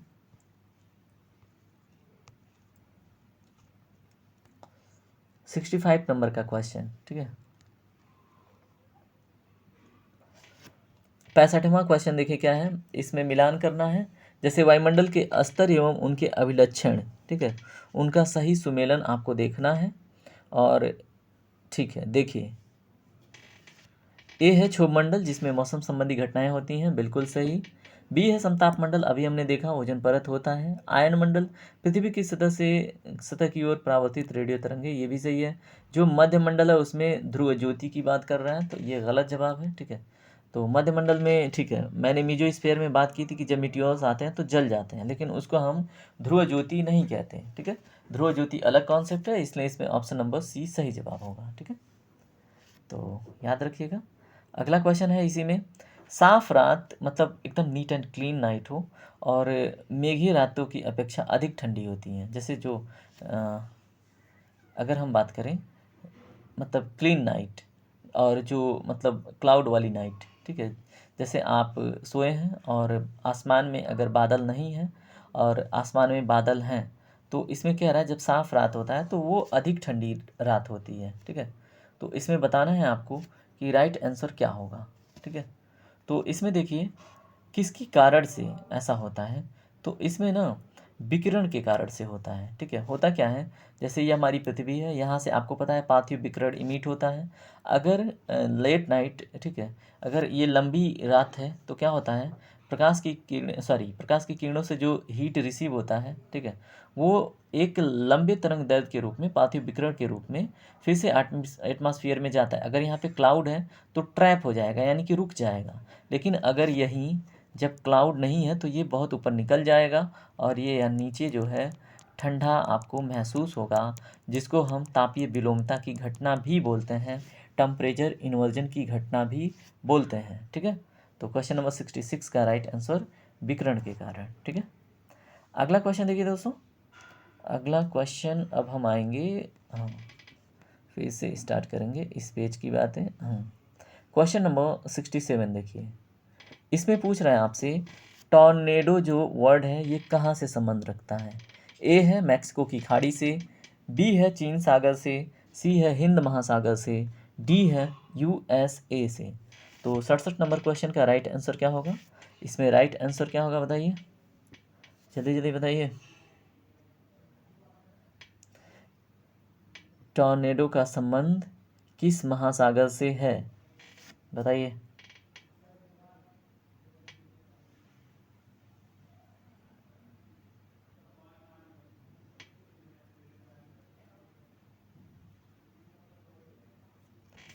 इसमें option number D correct answer होगा। आपको ये देखने को कहाँ पे मिलेगा, सॉरी मैं कहाँ पे ट्रिक कर रहा हूँ, यूएसए। ठीक है, तो आप टॉर्नेडो इफेक्ट देखेंगे। ठीक है, ये एक प्रकार का साइक्लोन का ही रूप है और इसको आप यूएसए में देख सकते हैं। ठीक है, टाइफून नामक चक्रवात निम्नलिखित में से किस क्षेत्र का मतलब अधिक प्रभावित करता है, किस क्षेत्र को। तो इसमें सही जवाब क्या होगा, ऑस्ट्रेलिया, चीन सागर, एशिया, अमेरिका। तो जो साइक्लोन चीन सागर में आते हैं या जापान को प्रभावित करते हैं उन्हें हम टाइफून का नाम देते हैं। ठीक है, क्वेश्चन नंबर 69 देखिए, पृथ्वी की परत के भीतर की हलचल का अध्ययन किसके द्वारा किया जाता है?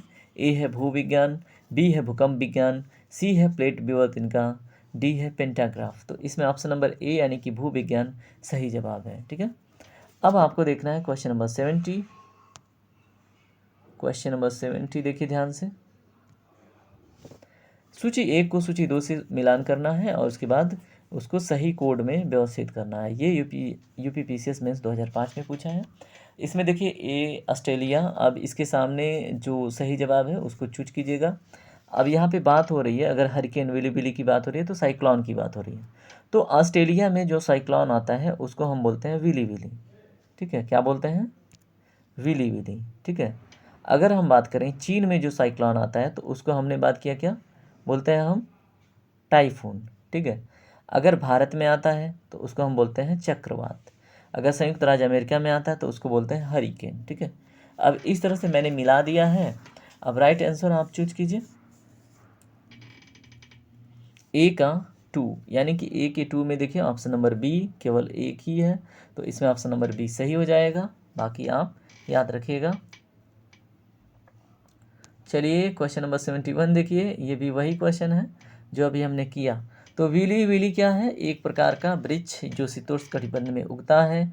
बी है एक प्रकार की हवा जो मरुस्थल में चलती है। सी है उत्तर पश्चिम ऑस्ट्रेलिया का उष्ण कटिबंधीय चक्रवात। तो इसमें ऑप्शन नंबर सी सही जवाब होगा। ठीक है, अब हम बात करते हैं बैरोमीटर में अगर पारे की तल की अचानक गिरावट मतलब ऐसे देखा जाता है तो वो किस बात की सूचक होती है? तो मौसम का साफ होना, तूफान का आना, बर्फबारी का आना, भारी वर्षा का। तो ये होता है संकेत तूफान का। ठीक है, आपको पता है बैरोमीटर क्या करता है? प्रेशर कैलकुलेट करता है। ठीक है, एटमॉस्फेरिक प्रेशर। अगर उसमें अचानक से प्रेशर गिरती हुई दिखती है इसका मतलब क्या होता है? ठीक है, अगर आपको भी पता है अगर टेम्परेचर बढ़ता है तो प्रेशर वहाँ पे घटता है। अगर प्रेशर किसी स्थान का घटता हुआ दिखता है मतलब वहाँ पे क्या होंगी? जो हवाएं चल रही हैं वहाँ पे आके स्ट्राइक करेंगी। ठीक है, अगर उस क्षेत्र में आके हवाएं स्ट्राइक करेंगी तो वहाँ पे क्या होगा? तूफान आएगा। ठीक है, तो आपने देखा होगा अगर घर पे या फिर कहीं पे भी जब आग लगता है, ठीक है, किसी स्थान पे मान लीजिए आग लग गया। ठीक है, अगर यहाँ पे आग लग गया तो यहाँ पे निम्न दाब क्षेत्र क्रिएट हो जाता है। तो वहाँ पे आप देखेंगे जोर जोर से हवाएं उसी की तरफ बहती हैं। ठीक है, अगर शांत भी मतलब स्थान था, अगर वहाँ पे आग लग गई हाहाकार, तो वहाँ पे हवाएं जोर जोर से बहना स्टार्ट हो जाती हैं। ठीक है, तो ये चीज़ याद रखिएगा। अगला क्वेश्चन देखिए क्या है? आर्द्रता परिणाम है किस चीज़ का? ए है वाष्पीकरण का, बी है वाष्पोत्सर्जन का, सी है ऊष्मा की उपस्थिति का, डी है हवा में नमी की उपस्थिति का। तो आर्द्रता किसका प्रतीक है बताइए? बहुत सिंपल क्वेश्चन है और ये उम्मीद है कि आपको आना ही चाहिए। ठीक है, बताइए। हवा में अगर नमी उपस्थित है तो उसको हम क्या बोलते हैं? आर्द्र वायु। ठीक है, तो पता होना चाहिए, बहुत सिंपल क्वेश्चन था। चलिए इसमें 2 क्वेश्चन और हैं, इनको देख लीजिए, उसके बाद चलेंगे हम अगले पेज की तरफ। ठीक है, तो निम्न अक्षांशों उत्तरी तथा दक्षिणी में। ठीक है, इसमें आपको बताना है कि हास अक्षांश किसको कहते हैं? हास लैटिट्यूड। ठीक है, किसको कहते हैं? ए है 30 डिग्री, बी है 45 डिग्री, सी है 60 डिग्री, डी है 23.5 डिग्री। तो इसमें दोस्तों राइट आंसर होगा ऑप्शन नंबर ए 30 डिग्री। अब देखिए क्वेश्चन ये है हास लैटिट्यूड क्यों कहते हैं? क्योंकि जो आपका 30 डिग्री वाला क्षेत्र है यह पे क्या होता है? हवाएं आके गिरती हैं। क्यों? यहाँ पे निम्न दाब क्षेत्र क्रिएट होता है। ठीक है, कुछ मतलब अगर बात करें यंत्रिकी कारण की वजह से। ठीक है, इसको हमने डिस्कस किया है क्लाइमेट वाले चैप्टर में, वहाँ से देख लीजिएगा।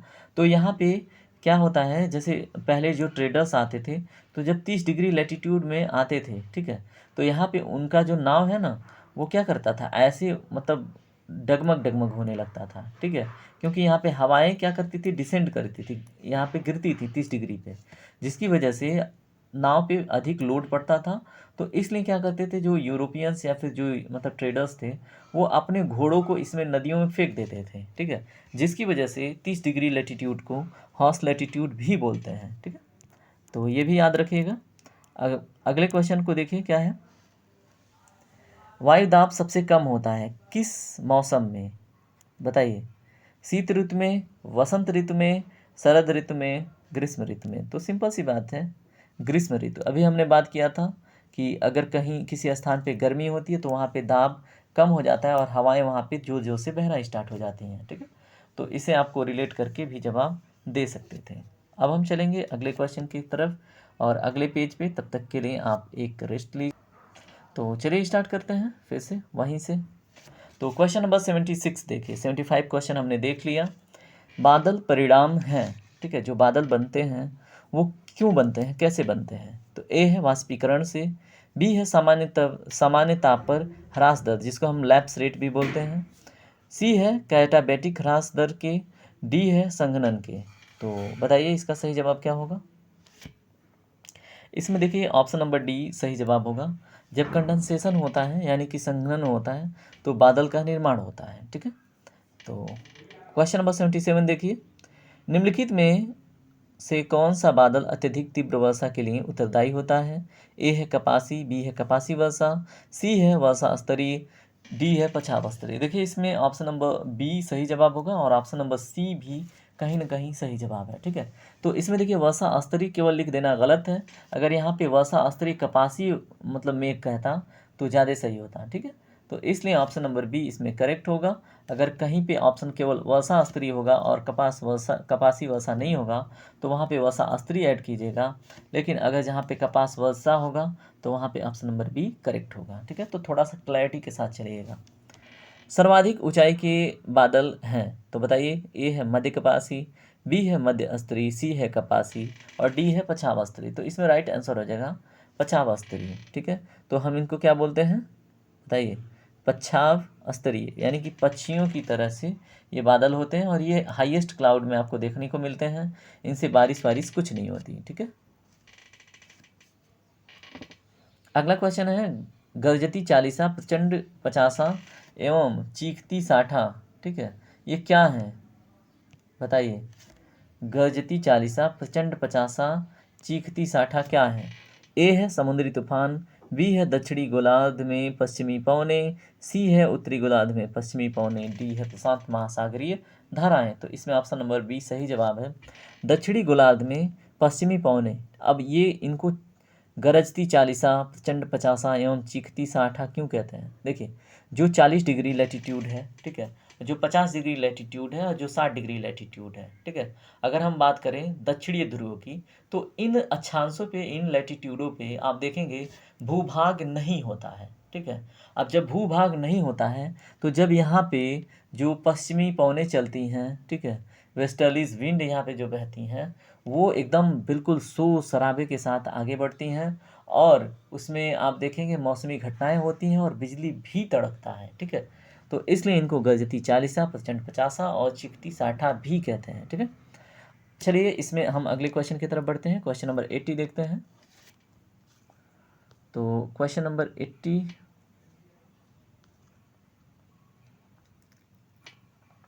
ओके। तो देखिए, दक्षिणी गोलार्ध में पवन के बाईं ओर विचलन का क्या कारण है? तो बताइए, दक्षिणी गोलार्ध में जो हवाएं उठती हैं वो बाईं ओर विचलित होती हैं अपने, और अगर उत्तरी गोलार्ध में बात करें तो वो जहाँ से उठती हैं उसके राइट साइड में मुड़ती हैं, डिफ्लेक्ट होती हैं। क्या कारण है?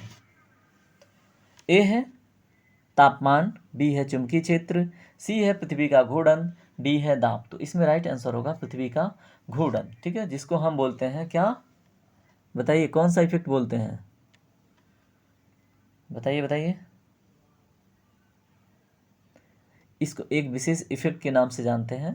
आप उस इफेक्ट को कमेंट सेक्शन में ज़रूर बताइएगा कि पृथ्वी के घूर्णन की वजह से जो बल कार्य करता है उसको कौन सा बल कहते हैं, ठीक है। तो फेरेंस लॉ भी एक होगा कुछ, उसे भी बताइएगा, ठीक है। 81 देखिए, क्वेश्चन नंबर 81 को देखिए। उच्च दाब क्षेत्र से भूमध्य सागर की ओर चलने वाली पवनें होती हैं, तो बताइए कौन सी? पछुआ हवाएं, व्यापारिक पवनें, मानसून पवनें, समुद्री पवनें। तो इसमें राइट आंसर होगा व्यापारिक पवनें, ठीक है। अगर हम बात करें, ठीक है, अगर हम बात करें भारत की, ठीक है, तो क्या होता है, उच्च दाब क्षेत्र कब क्रिएट होता है? ठंडी के दिनों में। तो उच्च दाब क्षेत्र से हवाएं चलती हैं, ठीक है, जिसको हम बोलते हैं साउथ नॉर्थ ईस्टर्लीज, ठीक है। तो ये आके आंध्र प्रदेश और फिर तमिलनाडु के क्षेत्र में स्ट्राइक करती हैं, ठीक है।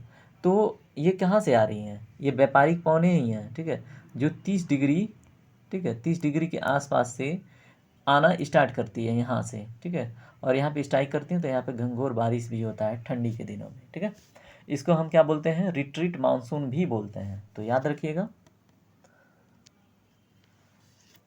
अगला क्वेश्चन है, सूची 1 और सूची 2 को मिलाना है और उसके बाद आपको सही कूट को रिप्लाई करना है। तो इसको हम थोड़ा ऊपर करते हैं क्वेश्चन को। ओके, अब मिलाइए जल्दी जल्दी। देखिए, फान कहाँ से यहाँ पे लोकल विंड्स की बात की जा रही है और ये क्षेत्र की बात है। तो फान कहाँ पे बहता है? सिमूम कहाँ पे बहता है? सेंटा एना कहाँ पे बहता है? जोंडा कहाँ पे बहता है? तो बताइए इसका राइट आंसर क्या होगा दोस्तों। ये हुई इंटरेस्टिंग क्वेश्चन की बात, ठीक है। अगर यहाँ तक आप देखिए, ये IAS प्री 2001 में पूछा हुआ क्वेश्चन है। लोकल विंड पे अगर आपका कमांड है तो ये क्वेश्चन आपसे हो जाएगा, अदरवाइज़ मुश्किल है, ठीक है। तो यहाँ पे देखिए, अगर हम बात करें फान का, ठीक है, तो ये अर्जेंटीना में तो बिल्कुल नहीं बहता। ये एक्चुअल में यूरोपियन मतलब लोकल विंड है, यूरोप महाद्वीप का। तो अब देखिए यहाँ पे अगर हम देखें क्या, कुर्दिस्तान, कैलिफोर्निया, आल्प्स, तो जो आल्प्स माउंटेन है वहाँ पे बहता है, ठीक है। तो आल्प्स माउंटेन के आसपास फान हवा बहती हुई मिलेगी। उसके बाद ए में अगर 4 देख लें तो बी और डी, ठीक है, इन दोनों में से कोई एक होगा, ठीक है। अब आते हैं हम सिमूम पे, ठीक है। तो अगर आपने सिमूम का नाम सुना हो तो ठीक है, नहीं सुना हो तो उससे भी ज़्यादा ठीक है, क्योंकि क्वेश्चन तो आपको छोड़ना ही पड़ेगा, ठीक है। अब देखिए सिमूम की बात करें तो सिमूम शब्द को एक बारी देखिए, सिमूम, ठीक है। तो इसमें क्या निकलता है? कुर्दिस्तान, ठीक है, सिमूम, ठीक है। कुर्दिस्तान मतलब कहीं न कहीं मुस्लिम धर्म से जुड़ा हुआ लग रहा है, तो ये कहाँ का मैटर हो सकता है बताइए? कुर्दिस्तान, ठीक है। तो आप इसे लिंक अप कर सकते हैं, या तो फिर यहाँ पे देखें तो दोनों जगह ऑप्शन नंबर 2 ट्रिक्ड है पहले से, ठीक है। मतलब बी और डी दोनों में बी के स्थान पे 2 ही है। अब बचा आपका सेंटा एना और जोंडा। तो सेंटा सेंटा ठीक है, सेंटा एना से क्या मतलब निकल के आ रहा है बताइए? सेंटा एना बहती है आपकी कैलिफोर्निया में, ठीक है। तो 3 भी सही है। जोंडा आपका अर्जेंटीना क्षेत्र में बहने वाली लोकल विंड है, ठीक है। तो ये भी आप याद रखिएगा और इस प्रकार से जो ऑप्शन नंबर बी है करेक्ट हो जाएगा, ठीक है। तो अगर ये क्वेश्चन आपका तैयार है तो 4-5 क्वेश्चन आपके वैसे ही खामखा तैयार हो जाते हैं, ठीक है।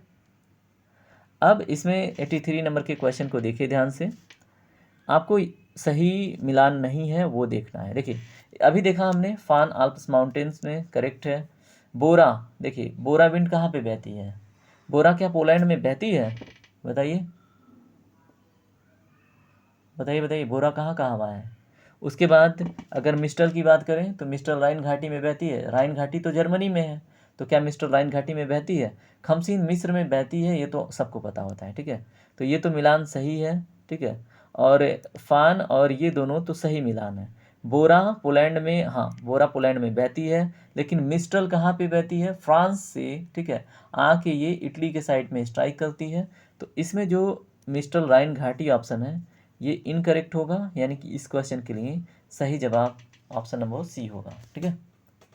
चलिए क्वेश्चन नंबर अब आते हैं हम इधर 83 से, अब आते हैं 84 की तरफ, ठीक है। अब 84 नंबर के क्वेश्चन को ध्यान से पढ़िए। आपको ये बताना है कौन सा सुमेलित नहीं है, ठीक है। आप देखिए चिनूक संयुक्त राज्य अमेरिका में बहती है, तो सही बात है, ठीक है। यहाँ पे नहीं है देखना है। सिराको कहाँ पे बहती है? ब्लिजार्ड देखिए कहाँ पे, चील में बहती है क्या? नहीं। क्यों? क्योंकि ब्लिजार्ड एक मतलब ध्रुव की तरफ से बहने वाली हवा है। अगर इसको आप देखेंगे तो नॉरिस ईस्टर ब्लिजार्ड बहती है कनाडा में, ठीक है। अगर इसका एक और रूप देखें तो पुर्गा बहती है कहाँ पे बताइए? रसिया में, ठीक है। और ये क्या होती हैं? ध्रुवीय पवनें होती हैं, ठीक है। और यहाँ पे हमने देख लिया, तो ब्लिजार्ड इसमें सही जवाब होगा इस क्वेश्चन के हिसाब से, ठीक है। नार्वेस्टर्स भारत में, हाँ, भारत के असम और वेस्ट बंगाल में नॉर्वेस्टर स्ट्राइक करती है। ये प्री मानसून शॉवर है, ठीक है, और प्री मानसून विंड भी है, ठीक है। तो ठीक है, इसमें ब्लिजार्ड क्या हो जाएगा, राइट आंसर, ठीक है। और सिराको, सिराको कहाँ से संबंधित है, यहाँ पे लिखा है सिसिली। हाँ, तो सिराको सिसिली से संबंधित है, जो कहाँ से स्टार्ट होती है बहना, ये अगर देखें तो जो आपका क्या बोलते हैं, सहारा रेगिस्तान है, ठीक है, वहाँ से बहते हुए ये क्या करती है, हवाओं में लाल मिट्टी उठाती है, और ये हवाएं मेडिटेरियन क्लाइमेट से होके आके इटली साइड में जब बारिश करती हैं तो उसमें आपको रेड सैंड्स जो होते हैं वो बारिश के साथ गिरते हैं और पानी की बूंदें रेड कलर में दिखाई देती हैं, जिसको हम खूनी बारिश भी बोलते हैं, ठीक है। तो ये भी याद रखिएगा। तो इस तरह से क्वेश्चन नंबर 84 कंप्लीट होता है। टाइम कितना हुआ, 1 घंटा 20 मिनट। तो हमने जैसा बोला था कि 1.5 घंटे में 100 क्वेश्चन कंप्लीट हो जाएंगे। तो ठीक है दोस्तों, अब 85 नंबर के क्वेश्चन को देखिए। निम्न स्थानों में से किस एक में रुधिर, ओहो, अभी मैंने डिस्कस किया, अभी आ गया। तो इसमें बताइए, रुधिर वर्षा यानी कि लाल पानी वाला बारिश कहाँ पे होता है, तो अभी हमने बताया इटली में, है ना। तो ठीक है, इटली सही है, और इसमें सिरोको का योगदान होता है, याद रखिएगा, ठीक है। संयुक्त राज्य अमेरिका के मध्य मैदानों पर चिनूक हवाओं का क्या प्रभाव पड़ता है, बताइए। ये इंपॉर्टेंट क्वेश्चन हो जाता है ना, यही इसी हवा की बात हो रही है।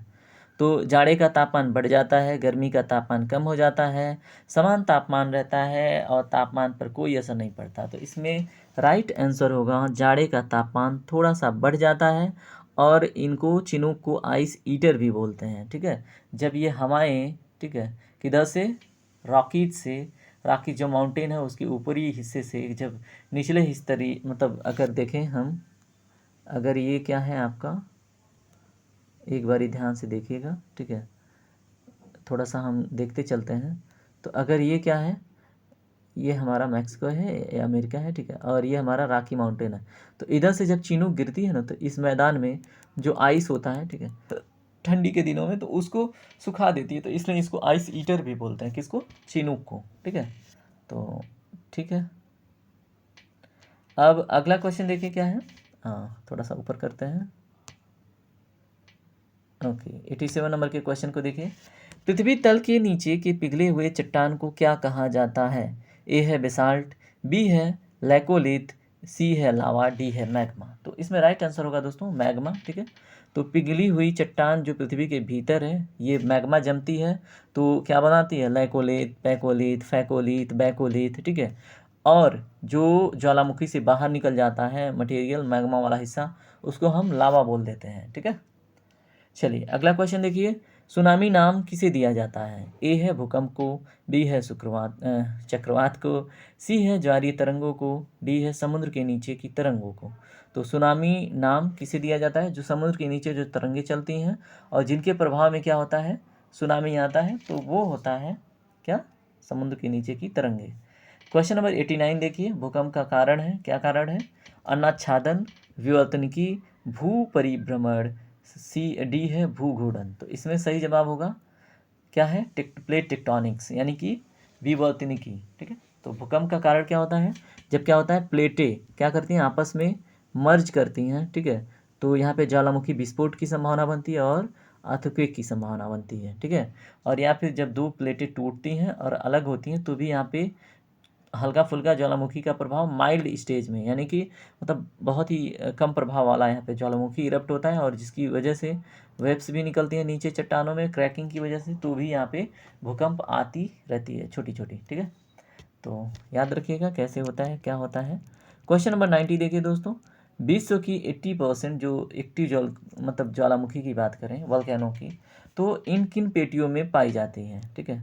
देखिए एक बारी, क्वेश्चन को ऊपर कर देता हूँ। ओके, तो बताइए 80% जो ज्वालामुखी की घटना घटित होती है तो किन पेटियों में होती है। तो ए है अंध महासागरीय पेटी, बी है मध्य महाद्वीपीय पेटी, सी है परिप्रशांत पेटी, और डी है यानी कि 4 है हिंद महासागरीय पेटी, ठीक है। तो इसमें देखिए दोस्तों राइट आंसर हो जाता है परिप्रशांत पेटी, ठीक है। आपको पता है, क्या पता है, जो ये आपका क्या है, प्रशांत महासागर है, ठीक है। जो अगर ये पैसिफिक ओशियन है, ठीक है, तो यहाँ पे आपको ज्वालामुखी का इरप्शन, यहाँ जापान में, यहाँ पे फिलीपींस, यहाँ ऑस्ट्रेलिया के इस साइड में, और फिर यहाँ पे, ठीक है, तो आपको ज्वालामुखी का इरप्शन दिखाई देता है, जिसकी वजह से क्या होता है, इसको हम बोलते हैं, प्रशांत महासागर की पेटी को क्या बोलते हैं, रिंग ऑफ फायर, ठीक है। तो ये तो ठीक है। और मध्य महाद्वीपीय पेटी में भी क्या होता है, एक्टिव ज्वालामुखी इरप्ट होते रहते हैं। तो ऑप्शन नंबर 2 एंड 3 करेक्ट होता है, और इसका सही जवाब ऑप्शन नंबर ए है, ठीक है।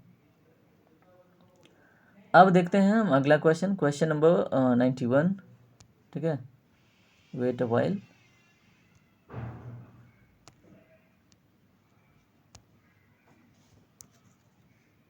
ओके, किलिमंजारो एक है, बताइए, ज्वालामुखी, द्वीप, श्रृंग और नदी। देखिए ए और सी में कन्फ्यूजन आपको हो सकता है, ठीक है। तो किलिमंजारो है क्या एक्चुअल में, किलिमंजारो अभी वर्तमान में क्या है, तंजानिया में एक ज्वालामुखी पर्वत है, ठीक है। तो इसमें श्रृंग क्या होता है, पर्वत का ये जो ऊपरी वाला हिस्सा है उसको हम बोलते हैं श्रृंग, ठीक है। तो इसे अगर कहीं ऑप्शन में श्रृंग देखने को मिले और ज्वालामुखी पर्वत देखने को मिले तो यही है किलिमंजारो, ठीक है। तो इसमें ऑप्शन नंबर ए और सी को भी करेक्ट कर सकते हैं, ज़्यादा सही होगा श्रृंग, ठीक है। तो कन्फ्यूजन लेके मत चलिएगा, क्लैरिटी के साथ चलिएगा। कभी कभी क्वेश्चन में जानबूझ के संशय क्रिएट की जाती है। अगला क्वेश्चन देखिए, रेगिस्तानी क्षेत्र में मशरूम सेल का किसका उदाहरण है, बताइए। इंटरेस्टिंग क्वेश्चन है। ए है अपघर्षण, बी है भूक्षरण, सी है अपस्फीति, डी है रगड़। तो इसमें राइट आंसर क्या होगा दोस्तों, बताइए। राइट आंसर होगा इसमें अपघर्षण, ठीक है। अब ये अपघर्षण होता क्या है, बताइए। देखिए होता क्या है, अगर हम रेगिस्तानी क्षेत्र में बात करें, ये है रेगिस्तान, ठीक है। अगर यहाँ पे एक रॉक ऐसे एक समय में था, ठीक है, और इस पे क्या होता है, हवाएं आके अटैक करती हैं, ठीक है, छोटे छोटे कणों से हवाओं का इस पे, कभी इधर से हवाएं बह रही हैं, कभी इधर से, तो क्या होता है, ये कटता जाता है, कुदरता जाता है, ठीक है। तो इसको हम बोलते हैं अपघर्षण की स्थिति। और एक समय आता है, ठीक है, ये स्थिति क्या हो जाती है, ऐसे मशरूम का आकार ले लेती है। ऐसा क्यों लेती है, क्योंकि हवाएं ऊपर से तो गिरती नहीं हैं, ठीक है, हवाएं आती हैं हॉरिजॉन्टली, तो हॉरिजॉन्टली इस वाले हिस्से पे अटैक करती हैं, ठीक है। तो ऊपर वाला हिस्सा ऐसे बच जाता है, और ये अपघर्षण की वजह से, और बार बार हवाओं के जो छोटे छोटे कण आके स्ट्राइक करते हैं, जिसकी वजह से ये वाला हिस्सा कुदर के यहाँ तक आ जाता है, और इसको हम क्या बोल देते हैं, मशरूम सेल, ठीक है, मशरूम की तरह दिखने लगता है। तो ठीक है दोस्तों, होप कि आपको सीखने को बहुत कुछ मिल रहा होगा। अगला क्वेश्चन देखिए, अगला क्वेश्चन है, कौन सा बारिश के बादल हैं। अब इसमें से आपको बारिश का बादल चूज करना है। पछाड़ मेघ, वर्षा अस्त्रीय मेघ, कुमुलोनिम्बस, मध्य कपासी मेघ, ठीक है। तो इसमें अभी हमने थोड़ी देर पहले देखा था, जो वर्षा अस्त्रीय मेघ था, ठीक है, और क्या है, कुमुलोनिम्बस। तो यहाँ पे देखिए कौन जवाब सही ज़्यादा होगा, कुमुलोनिम्बस, जिसमें थ्री जो है इसमें बारिश होती है, ठीक है। तो थ्री और, बताइए, थ्री और मध्य कपासी भी हमने देखा था, कपासी मेघ। तो 3 और 2 या फिर 3 एंड 4, बताइए। देखिए अगर कपासी वर्षा मेघ होंगे, ठीक है, तो सही होगा, लेकिन यहाँ पे सही जवाब होगा ऑप्शन नंबर 2 एंड 3, यानी कि वर्षा अस्त्रीय मेघ और कुमुलोनिम्बस। तो वर्षा अस्त्रीय मेघ में, वर्षा अस्त्रीय में कपासी ऑलरेडी होता है, ठीक है। तो इसमें ऑप्शन नंबर बी सही जवाब होगा। अगर ये मध्य कपासी मेघ की जो बात है, ठीक है, अगर ये वर्षा कपासी मेघ होता तो ये सही होता, ठीक है। तो 3 एंड 2 इसमें राइट आंसर होंगे। चलिए अगले पेज पे चलते हैं। तो दोस्तों अगला पेज आ चुका है सामने, तो ध्यान से देखिए। बारिश और हिमपात के साथ, ठीक है, एक साथ जब होते हैं तो इनको क्या कहते हैं। ए है रिमझिम, बी है संवहनीय वर्षा, सी है बर्फीली बारिश, डी है हिमपात। तो इसको हम क्या बोलते हैं, बर्फीली बारिश बोलते हैं, ठीक है। जब बारिश और हिमपात एक साथ होता है तो इसको हम बर्फीली बारिश कहते हैं। उसके बाद क्वेश्चन नंबर 95 देखिए, डोलड्रम कटिबंध कहाँ स्थित होता है, ठीक है। तो ए है भूमध्य रेखा के निकट, बी है ध्रुवीय क्षेत्र के निकट, सी है कर्क रेखा पर, और डी है मकर रेखा पर। तो इसमें राइट आंसर क्या होगा दोस्तों, इसमें राइट आंसर होगा भूमध्य रेखा के निकट, ठीक है। अब ये कैसे, जैसे ये 0 डिग्री इक्वेटर है, ठीक है, और ये है 23.5 डिग्री, और यहाँ पे भी क्या होता है 23.5 डिग्री होता है ना, कर्क और मकर, और यह है इक्वेटर। तो इसकी 5 डिग्री इधर, 5 डिग्री उधर, ठीक है, क्या होता है, डोलड्रम का क्षेत्र होता है। क्यों?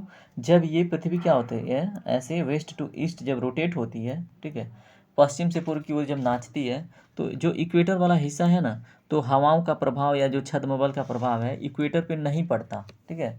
जब इक्वेटर पे नहीं पड़ता है तो हवा में क्या होती है, यहाँ पे हाई टेम्परेचर भी होता है, और जो प्रभाव है, ठीक है, हवाओं का यहाँ पे नहीं पड़ता, और यहाँ पे टेम्परेचर भी क्या होता है, अधिक होता है। तो यहाँ पे हवाएं आके सबसाइड करती हैं, गिरती हैं, ठीक है, और गिरती हैं और यहाँ से क्या होती हैं, ऊपर उठती हैं, ठीक है। यहाँ पे पहले क्या होती हैं, सबसाइड करती हैं, जिसकी वजह से क्या होता है, यहाँ पे हवाएं जब यहाँ पे आके गिरेंगी, वे इधर से उत्तरी ध्रुव और दक्षिणी ध्रुव से, तो यहाँ पे क्या होगा, इधर से भी हवा का प्रभाव, उधर से भी हवा का प्रभाव।